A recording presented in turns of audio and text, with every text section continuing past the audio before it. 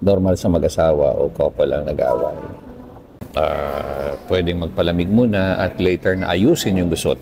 Or pwede namang i-address na kaagad para hindi na lumala pa. Hindi naman po komplikado yung pag-aaway. For as long as both of you ay gusto nyo magkaayos. Una, pwede mag-sorry kaagad, apologize quickly, tapos tanungin yung bawat isa kung anong pwede gawin para you both feel better, para maging okay na yung pakiramdam ng both parties. And then you decide kung kailan nyo gagawin yun, kung kailan kayo mag-uusap. Hindi pa man kayo nag-uusap, hindi pa man kayo nagkakaayos, you can express that you still love each other. Sabihin mo, mahal mo siya. And wala naman kayong ibang gusto mangyari kung hindi i-resolve yung situation.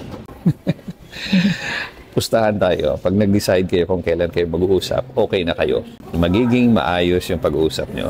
As I always say, why complicate things when you can simplify?